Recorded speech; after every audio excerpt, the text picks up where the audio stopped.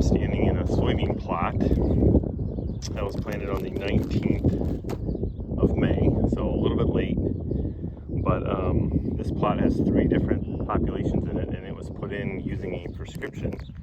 And in this particular area, you can see the stand's pretty thin, but this is seeded at 100,000 in 15-inch rows. But you can see quite a few gaps. And I think if you do the math on that, you're going to say plants are about 3 inches apart or so, which if you look at this, that'd be about right. So thin row spacing is, you know, at 100,000 15-inch rows, it gets pretty wide. But you can see after we planted this, we got some pretty heavy rains, and it kind of got sealed over pretty good. This has been in the ground 3.5 weeks, so we have some plants, believe it or not, even some that tried to come and got snapped off there. Right here, he snapped his neck off. But there's some that are still, like right here. That guy's just under there. He's still coming. So there's a few more coming. I don't think this really warrants a replant, but you know, seeding at 100,000 is pretty light stand. I know it's done sometimes, but pretty light stand. And some folks may have decided to replant this. If you did a stand count out here, it probably wouldn't be super great.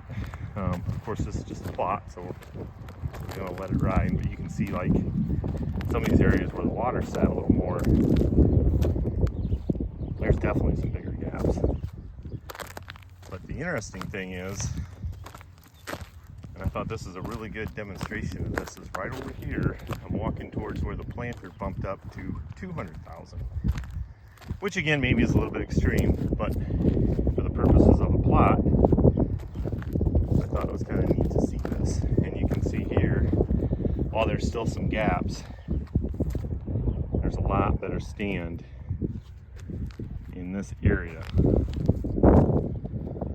where there's 200,000. So here you have plants, you know, about 1.5 inches apart, where we seeded about 1.5 inches apart. So there's 3 right there. There's one, probably a gap there. And you can see they kind of help push each other out. You can see this guy had some help. One's still under there. You might make it, who knows. I helped him out. But you can see a lot better stand in this area, even though there is still some gaps. And this is a little bit of a tougher soil type here. And this is another reason why we recommend variable rate seeding. And on soybeans, it's a little different. We, than corn, recommend more seed in some of these tougher soil types or lower productive areas, just simply because of this. You just want to make sure you stand up. If you have a really good soil, sometimes seeding a little lower, maybe not quite 100,000, but you can maybe get away with a little bit less seed there and make a decent stand. But on these tougher soils, it can get pretty light if you're not putting enough seed out. Your final stand will be pretty low. And I don't know if you can see it or not, the soil types, as it changes, does get a little bit better over there. And you can see even the 100,000 over there in a little better soil did have some decent stand. But we will definitely be taking this to yield and seeing where it all ends up.